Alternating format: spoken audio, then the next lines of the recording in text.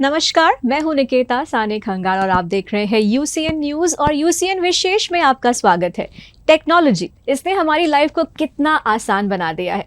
एक क्लिक पर हमारे बहुत सारे काम आसानी से हो जाते हैं, लेकिन अगर ये टेक्नोलॉजी इमरजेंसी में ही काम ना आए तो फिर क्या फ़ायदा। तो आज बात करेंगे एक ऐसी सर्विस के बारे में जो रफ्तार से आपको आपकी इमरजेंसी में मदद कर सकती है, यानी कि रफ्तार इमरजेंसी सेवा। और इस बारे में बात करने के लिए हमारे साथ स्टूडियो में मौजूद है डॉक्टर मुरली, जो कि है chairman and MD Hope and Ayushman hospital, and doctor Vaibhav, जो कि है सीईओ ऑफ रफ्तार इमरजेंसी सेवा।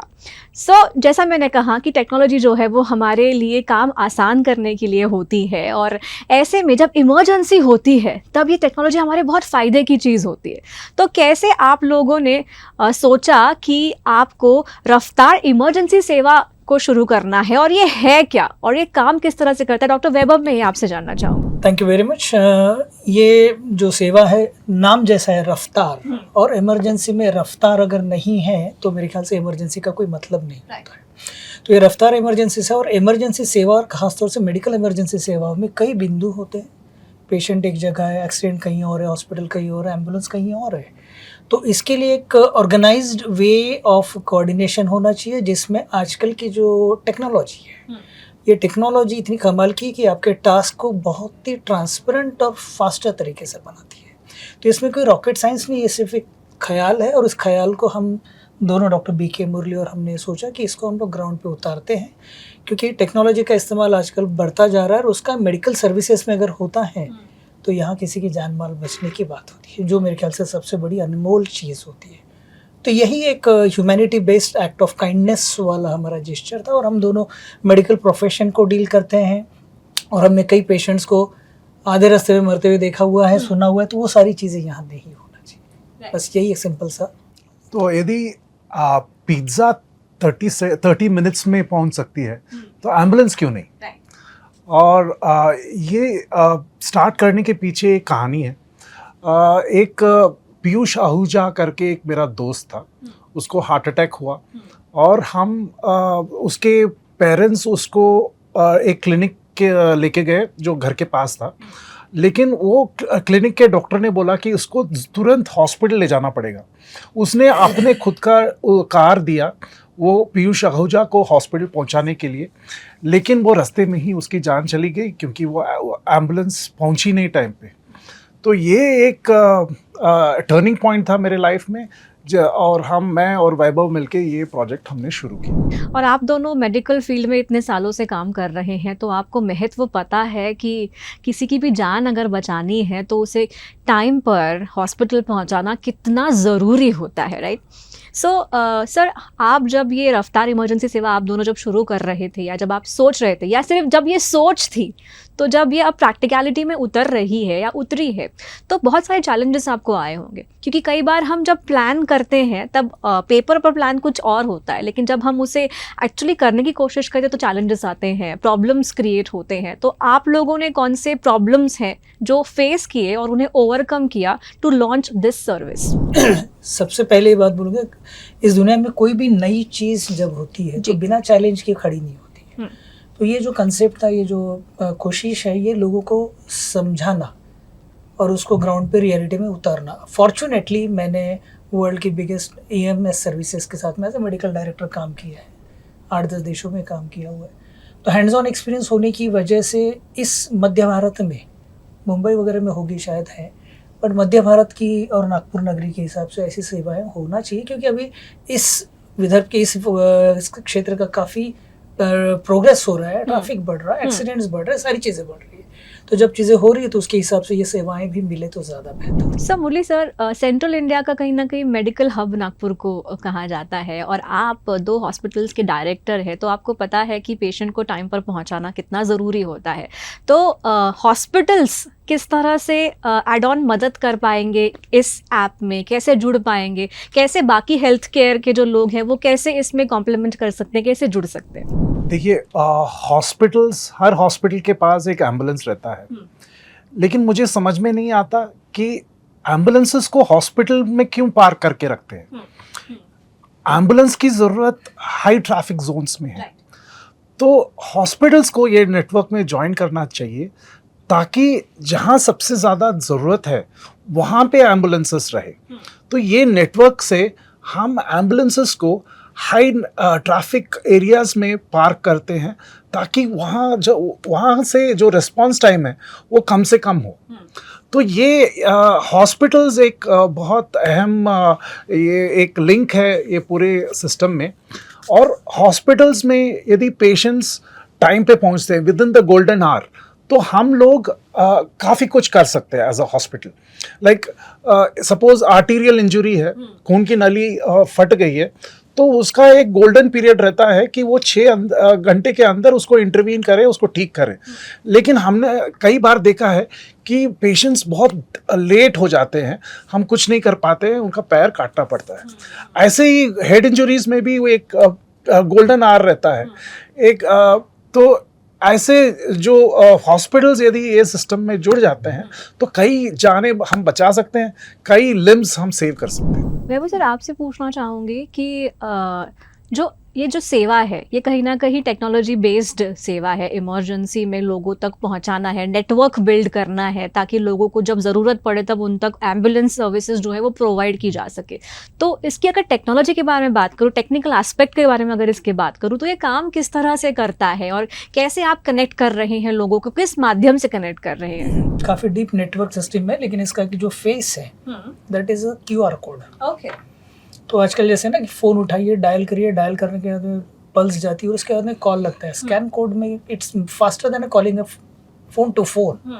आप स्कैन करेंगे, स्कैन करते से हमारे जो 24/7 अलार्म सेंटर होगा वहाँ पर उसका ये हो जाएगा और मैसेज मिल जाएगा, अलर्ट हो जाएगी। That person will communicate with the person. Okay, it can be a injured person, it can be वो बाईस्टैंडर कि जो हमको रिपोर्ट कर रहा है कि यहाँ एक्सीडेंट होती है। स्कैनिंग का आज तक के मैंने पूरे वर्ल्ड में कहीं सुना नहीं। मेरा इंटरनेशनल एक्सपोजर है कि scan the code and you get the ambulance support services. तो मेरे ख्याल से यही इसकी यूएसपी है, टेक्नोलॉजी। तो उसके हिसाब से जब वो स्कैन आएगा, हमारी टीम उनसे बात करेगी, that's more than enough. You have won the more than 80% of the war. So when a person is able to get speaking to the doctors or trained person and they are getting an ambulance, यहाँ तक कि सिर्फ ambulance भेजने की ही बात नहीं है। जैसा होता है ना कि इमरजेंसी में स्टेबलाइज एंड मोबिलाइज, ये 2 चीज़ें बहुत इंपॉर्टेंट होती हैं। सिर्फ आप मोबिलाइज नहीं कर रहे हैं। टेलीफोन पे अभी कोविड में हमने कितने पेशेंट को ऑनलाइन कंसल्टेशन दिया है। मेरा एक्सपीरियंस है कि मैंने रेडियो सर्विसेज में have worked in oceans and here and there. Radio services से हम लोग मेडिक्स को इंस्ट्रक्शन देते हैं कि उसका पल्स चेक करो, उसके हिसाब से क्या करना है, next course of action, because a train doctor is speaking. इसमें एक एड ऑन हो जाएगा कि यहाँ से अगर डॉक्टर बात कर रहा है कि हेड इंजरी है, उसका थोड़ा सा इस तरह से पोजीशन दो, उसका ब्लीडिंग स्टॉप करो। तो ये एडवांस इन्फॉर्मेशन होने की वजह से till the time ambulance reaches over there उसका काफ़ी कुछ मैनेजमेंट हो चुका हुआ। जैसे डॉक्टर मुरली ने भी कहा, एम्पुटेशन अगर होता है तो आपके शरीर का खून कितना जल्दी जाएगा तो आपको डेड हॉस्पिटल पहुँचने तक कि आपकी डेड बॉडी पहुँचेगी। तो यहाँ एक सिंपल सा गोल्डन रूल है कि to save the life there itself, stabilize first, mobilize later, and mobilize into a proper ambulance, not just in any car. So I think the concept and USP is the QR code. So इसका response time कैसे हम मापते हैं? Because scan करेंगे then the response आएगा, तो कैसे? आपको मैं एक एग्जांपल देता हूँ। जैसे आप यदि कोई एक्सीडेंट हुआ है समृद्धि महामार्ग में, तो वहाँ पे कैसे आप एड्रेस यदि मांगे या लोकेशन आप कैसे देंगे, बताएंगे कहाँ पर है, हाँ कहाँ पे हो। ये यूजुअली गवर्नमेंट सर्विसेज जो एम्बुलेंस सर्विसेज है वो पूछते हैं कि आप कहाँ पे हो बताइए, हम एम्बुलेंस भेज देंगे। लेकिन वो बता ही नहीं सकते, वो तो हाईवे में है, वो कोई एड्रेस नहीं है। तो this is where our technology works. हम हमारे QR कोड स्कैन करने से इंस्टेंटली उनका लोकेशन हमारे सिस्टम में आ जाता है। इंस्टेंटली हम एक एम्बुलेंस को वहाँ भेज पाते हैं। द सिस्टम ही भेजता है, मैनुअल उसमें कुछ नहीं है, और नियरेस्ट हॉस्पिटल को उनको पहुँचा देता है। और इसमें भी हमने एक और एडवांसमेंट किया है कि हम एक यूनिक QR कोड हर पर्सन को दे रहे हैं। जो भी ऐप डाउनलोड करता है उसका एक यूनिक QR कोड है। अब वो यूनिक QR कोड क्यों लगता है? यूनिक QR कोड से यदि वो आदमी बेहोश भी है तो भी वो स्कैन करने से हम उसको आइडेंटिफाई कर सकते हैं, क्योंकि वो यूनिक क्यूआर कोड को स्कैन किया है। जो बाई स्टैंडर है उसने वो यूनिक क्यूआर कोड को स्कैन किया है, तो उसका नाम और उसका जो मेडिकल रिकॉर्ड्स हम एक्सेस कर पाते हैं। Okay, so this is where our technology comes. Okay, so ये जो क्यूआर कोड है ये ऐप के जरिए ही मिल सकता है और कोई और दूसरा तरीका है, और सिर्फ ऐप डाउनलोड करने के बाद ही आपको क्यूआर मिलेगा? ऐप इज द मेन, और Okay. अदरवाइज आप मोबाइल से भी कहीं ये कर सकते हैं। जैसे डॉक्टर मुरली ने कहा कि समृद्धि महामार्ग में XYZ लोकेशन पे एक्सीडेंट होता है, वहाँ QR कोड अगर है, कोई भी स्कैन करेगा तो उसका मोबाइल नंबर से थ्रू हमारे सिस्टम में एक्सेस हो जाएगा। ओके, तो that is one way. Unique QR code की जो बात डॉक्टर मुरली ने कही है, वो तो इंडिविजुअल, जैसे मेरा आधार कार्ड है, दैट इज यूनिक। तो उसका यूनिक स्कैन कोड रहेगा जिसमें उसका पास्ट मेडिकल डिटेल्स होगा। This are very important aspect. Right. If someone is diabetic, someone is allergic to some medication, तो हो सकता है 100%, लेकिन अगर 40% लोगों का भी इस तरीके से हम लोग मेडिकल मैनेजमेंट में हेल्प होता है, दैट इज वंडरफुल थिंग। और सर, जैसा कि हम जानते हैं कि जब टेक्नोलॉजी की बात होती है तो कुछ अच्छी चीज़ें होती है टेक्नोलॉजी की, लेकिन कभी कुछ बुरी चीज़ें भी होती है। अब इस्तेमाल करने वाले के हाथ में होता है कि वो कैसे इस्तेमाल करता है, इसे सही तरीके से करता है या फिर कोई फाउल प्रैक्टिसेस करता है।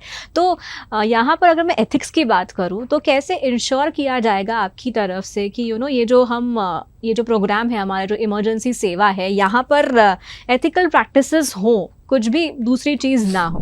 हम लोग ना in this system we don't take commission, we don't give commission, so we are very particular.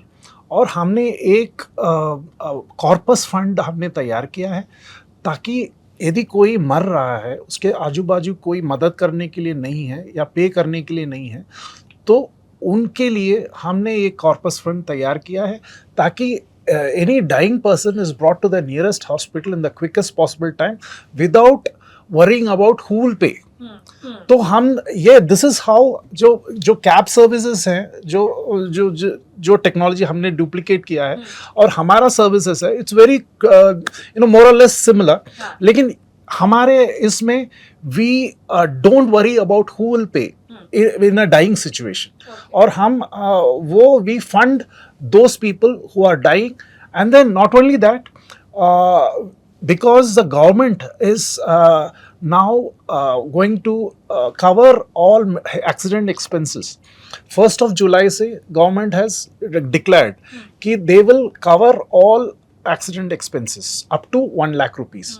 So we are going to ensure कि such people not only get free ambulance, they also get cashless treatment in a private hospital.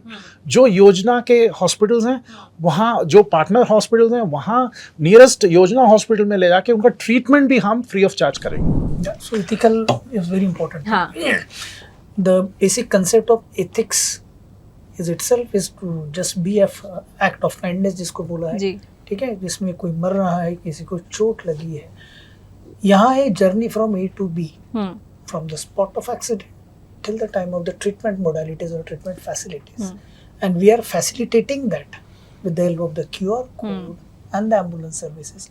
इसमें एक बात और हमारा पहले discussion हुआ कि आजकल मैक्सिमम लोगों के पास में इंश्योरेंस भी होता है, हाँ, करेक्ट, तो वो सारी चीज़ें भी इसमें लाइंड अप होंगी। Okay. अगर किसी का इंश्योर्ड ही है, so this team will facilitate the insurance sector as well. By the time the hospital reaches, the entire thing will be gated done. Okay, क्या होता है, केओस हो जाता है, एक एक्सीडेंट जब होता है तो सोचता नहीं, समझता नहीं, कुछ नहीं, केवल आप फोन करते रहे, एम्बुलेंस आएगी नहीं, लोकेशन पता नहीं।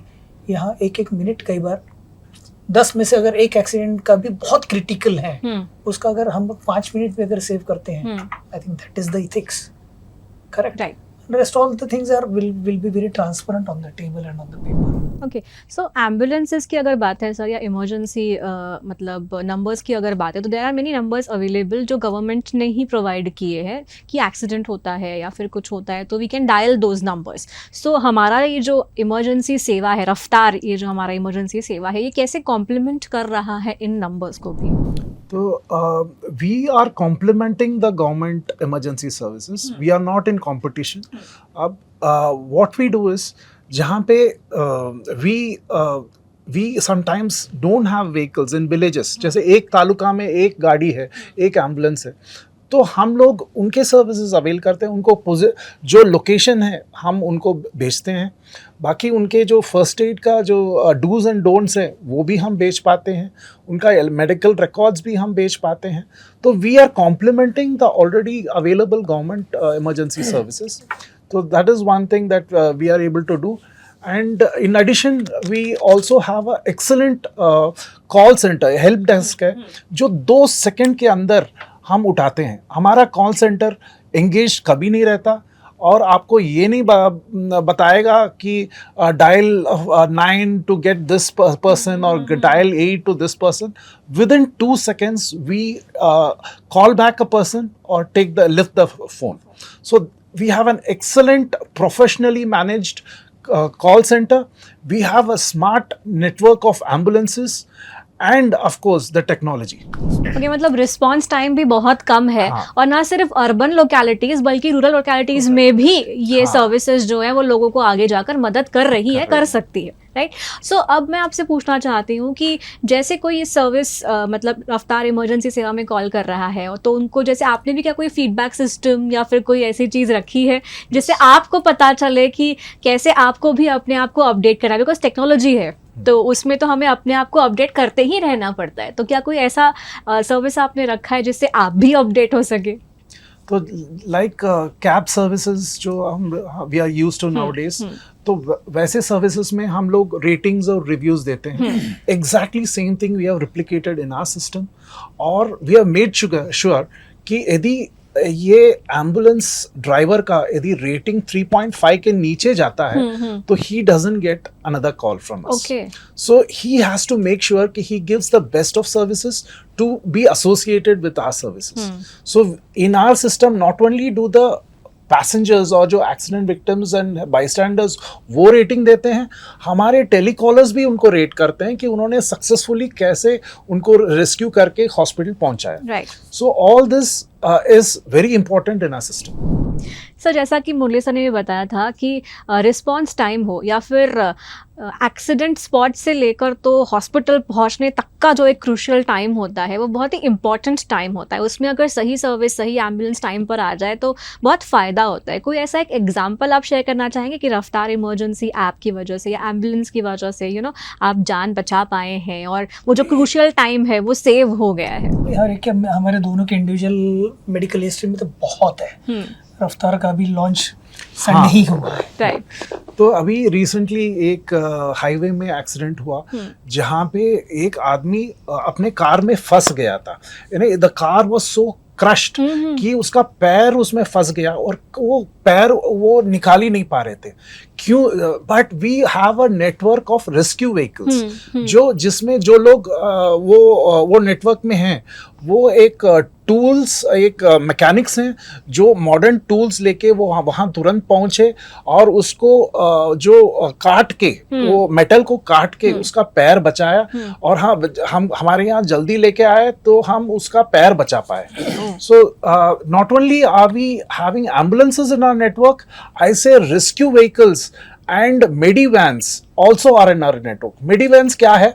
विलेजेस में एम्बुलेंसेस नहीं रहती हैं, वहाँ पे सर्टेन व्हीकल्स हैं who transport from the village to the PHCs, from the village to the district hospital. हमने ऐसे व्हीकल्स को भी इक्विप किया है, फर्स्ट एड और ट्रेनिंग दिया है उनके ड्राइवर्स को ताकि they are also in our network और we help people rescue who are who meet with an accident in a very remote place which is not accessible. मतलब आपके पास फर्स्ट रिस्पॉन्स टीम जिसे कहते हैं वो भी है, देन ट्रेन्ड मतलब लोग भी है जो ऐसी सिचुएशन में पहले रिस्पॉन्स देकर थोड़ा सा कुछ बचाने का काम कर सकते हैं, एंड देन एम्बुलेंस सर्विसेज वो भी है, देन इंश्योरेंस हो या फिर उसकी मेडिकल हिस्ट्री हो, वो सारी चीज़ें आपको इस सेवा से जो है एक्सेस लोग कर सकते हैं, हॉस्पिटल से एक्सेस कर सकते हैं। तो सर फ्यूचर में अब क्या प्लान है कि इसे और कैसे एक्सटेंड करना है या और कौन सी चीज़ें आप इसमें ऐड करने वाले हैं? मैं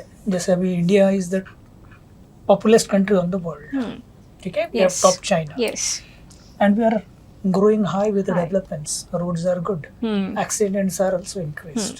So I would see, मेरी दृष्टि से एक बहुत बड़ा कैनवास है और अभी एग्जिस्टिंग जो सर्विसेज है, इमरजेंसी मेडिकल सर्विसेज, सेवा सर्विस, एक कोना पकड़ के है। तो हमारे लिए पूरा कैनवास ओपन है, आइडियाज भरपूर है। I am a medical evacuation expert. मैं पेशेंट्स को खुद जाके हेलीकॉप्टर से लेके गया हूँ, एक कंट्री से दूसरे कंट्री चार्टर्ड फ्लाइट्स में, एयर एम्बुलेंस से गया हूँ। मेरा लगभग NRI था मैं 18 साल 20 साल, तो इसी से मेरा काफ़ी EMS में मैंने काफ़ी काम किया हुआ। तो हमको पता है कि अभी ये जो कैनवास है इसको पेंट करना है, ऐसे से करना है ताकि ये देश की सेवा भी है। किसी की अगर जान बचती है, किसी की लिम्ब बचती है, जो भी होता है, ये कुछ नहीं, प्रभु की आराधना नहीं है और दूसरा कुछ नहीं है। तो एडवांसमेंट में हमारा वो भी मेडिकल इवैक्यूएशन, एयरलिफ्ट। नागपुर में कंसेप्ट में, मैं मुंबई के इंडिया में एयरलिफ्ट करवाता हूँ, प्रैक्टिकली मैं करता हूँ, मेरे नेटवर्क्स है। तो हम उसको मध्य भारत में भी लेके आए तो कोई प्रॉब्लम तो नहीं होगा।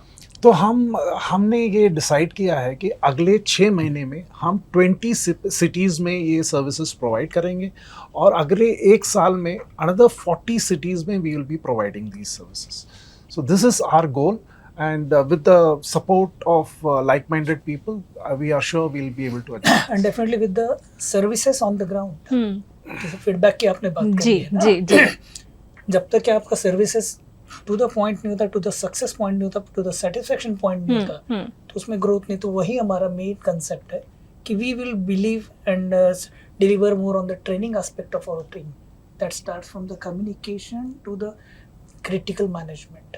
क्योंकि जैसे हमने इसमें जिंदगी कमाई है तो इसमें से वही इम्पोर्टेंट है। और उसमें कोई सेकंड थॉट भी नहीं है, क्योंकि सर कहते हैं ना कि जब कठिनाई में या किसी प्रॉब्लम में अगर कोई आपकी मदद करता है तो हम हमेशा उसे याद रखते हैं, पॉजिटिवली याद रखते हैं, क्योंकि जब हमें ज़रूरत थी तब हमें मदद मिली है। तो फीडबैक तो आई एम श्योर आपको अच्छे ही आने वाले हैं।